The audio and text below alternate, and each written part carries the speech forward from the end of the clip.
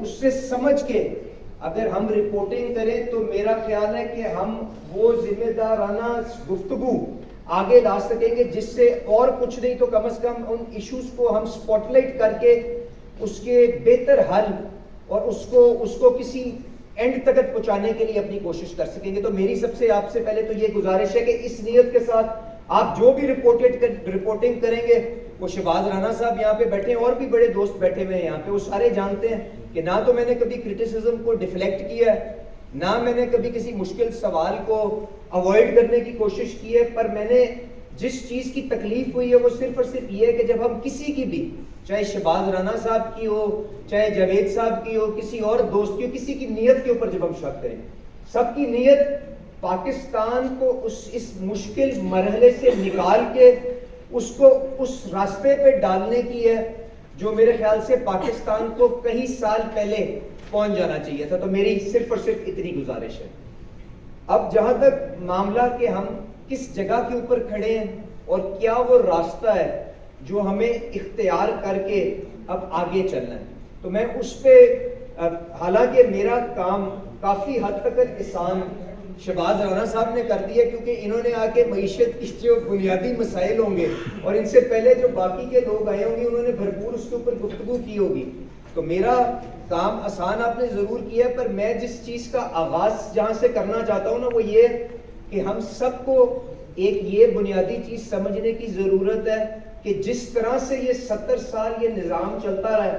اب شاید ہمیں اس کے اندر کوئی بنیادی اصلاحات لانے کی ضرورت ہے. اگر ہم نے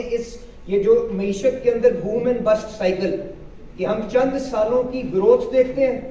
اس کے بعد ہمیں پتا چلتا ہے کہ ہمارے پاس ذخائر ختم ہو گئے ہیں, اور دوبارہ IMF کے پاس جاتے ہیں اور وہ ہمیں یہ ہمیں سبق دیتا ہے کہ جو جتنی چادر ہے اس کے اندر اپنے پیر پھیلاؤ. اس کے بعد جس طرح حالات تھوڑے سے بہتر ہونا شروع ہوتے ہیں, ہم دوبارہ اسی طرح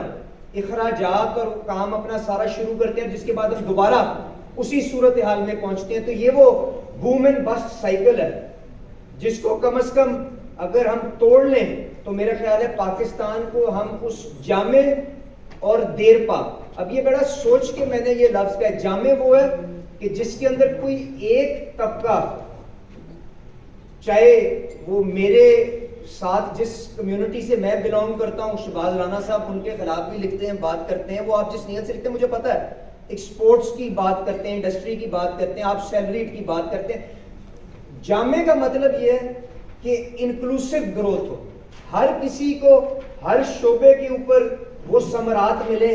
جو پاکستان کی ترقی کے ساتھ اس کا حق ہونا چاہیے. اور دوسرا نکات جو ہے وہ یہ ہے کہ دیرپا ہو, جس کو سسٹینیبل کہتے ہیں. تو اس کے لیے جو ہمیں رستہ اختیار کرنا ہے, میرے خیال سے ساری کی ساری بحث کا رخ, سارے کا سارا معیار جس کے تحت ہم نے بجٹ کو اور باقی کے جو اکنامک انسینٹیوز حکومت لینے کی کوشش کر رہی ہے یا لے کرنے کی کوشش کر رہی ہے, ہمیں اس کو ایویلویٹ کرنے کی ضرورت ہے. تو یہ میری دوسری گزارش تھی آپ سے. اب یہ کہ ہم کہاں کھڑے ہیں, اس کے اندر آپ لوگ سب میرے سے زیادہ پڑھے لکھے بھی ہیں اور معیشت کو فالو بھی کرتے ہیں. تو ایک چیز تو طے کر لیں کہ اس طرح سے نظام نہیں چلے گا. اور جب PDM کی حکومت وجود کے اندر آئی, اس وقت جب سیاسی درجہ حرارت بڑھ رہی تھی, تو پاکستان تحریک انصاف کی حکومت نے جو رستہ اختیار کیا, اس کے بعد آپ ایسی صورتحال میں تھے کہ شاید ڈیزل اور پٹرول آپ اس قیمت پہ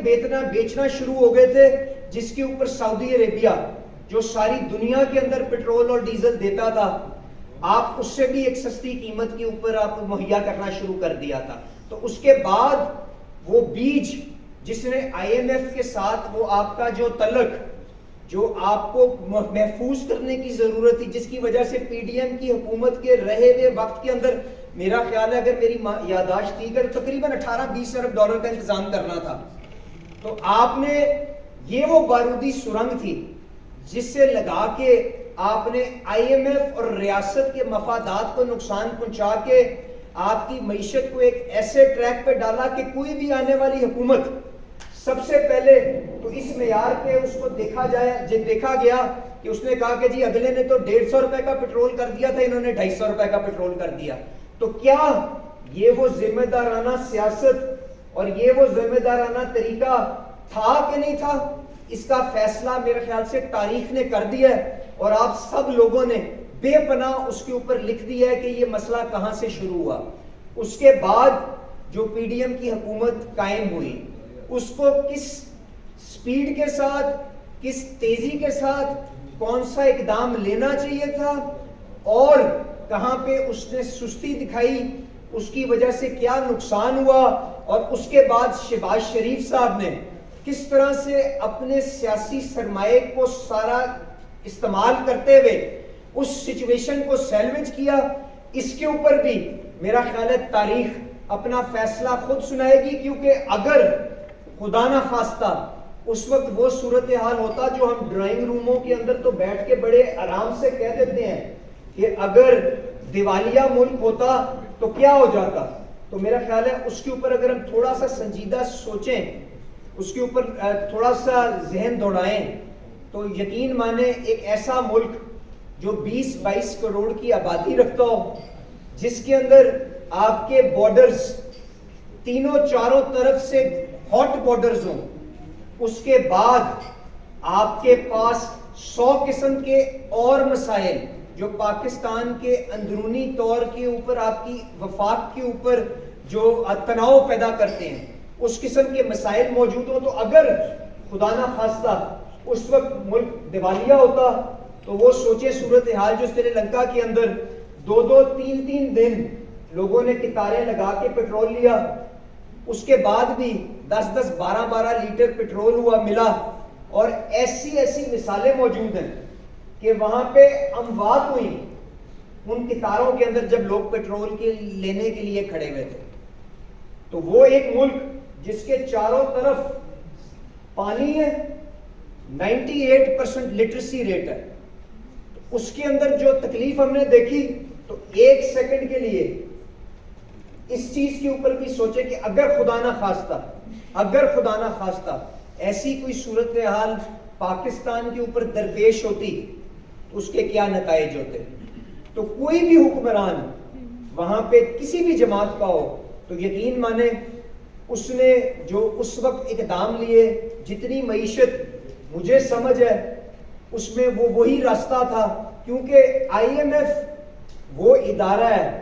جس کے شاید پیسے اتنے ضروری نہ ہو, اسے کہیں زیادہ پیسے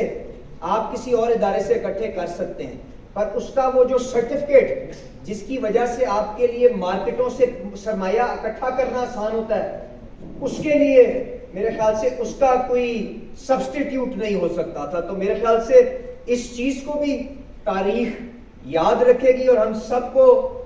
وہ جو فیصلے اس وقت کیے گئے اس تناظر کے اندر دیکھنا چاہیے, کیونکہ کوئی بھی سیاستدان کسی بھی طبقے کے اوپر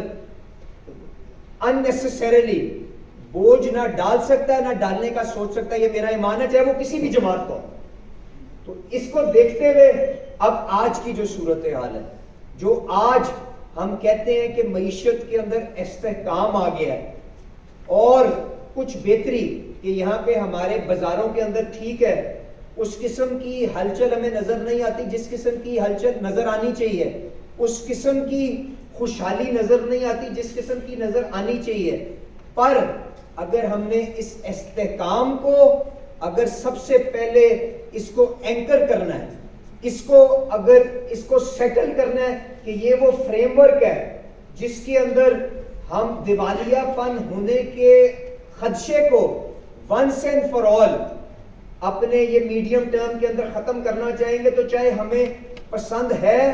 کہ نہیں پسند ہے, چاہے ہم یہ سمجھتے ہیں کہ آئی ایم ایف ہمارے فائدے کی بات کر رہا ہے یا نقصان کی بات کر رہا ہے, اس بحث میں جائے بغیر ہمیں یہ رستہ آئی ایم ایف کی مدد کے ساتھ ہی طے کرنا ہوگا. تو میں آپ سب دوستوں سے یہ امید رکھوں گا کہ اس مجبوری اور اس جو فسکل انوائرمنٹ اور یہ جو اکنامک لینڈسکیپ ہے, اس کے اندر جو حکومت رستہ نکالنے کی کوشش کرے گی اس کو ضرور اس چیز کے پرسپیکٹو میں دیکھیے گا, اور اس کے ساتھ ساتھ شہباز شریف صاحب کی طرف سے, اس حکومت کی طرف سے میں آپ کو یہ پوری طرح یقین دہانی کرواتا ہوں کہ یہ جو سارے سبق جن کی طرف شہباز رانا صاحب نے یقیناً نشاندہی کی ہوگی, باقی سارے پینلسٹ نے نشاندہی کی ہوگی کہ کس طرح سے کس میجر کا کس طبقے کے اوپر اس کا بوجھ پڑتا ہے, اور کس طرح سے اگر ہم وہ نہ کریں اور کسی ایسے طبقے کو جو آج تک ٹیکس سے بچ کے نکل رہا ہے اس کو لانے سے ہم بچا سکتے ہیں. تو یہ وہ سارے کام ہیں جس کے اوپر میری آواز اٹھانے سے پہلے وزیر اعظم شہباز شریف صاحب بات کرتے ہیں اور کہتے ہیں کہ جاؤ پہلے ان سے جا کے بات کرو کہ اس دفعہ چاہے ہم نے 70 سال میں یہ رستہ اختیار نہیں کیا. آئی ایم ایف بھی تو یہ سوچتا ہوگا نا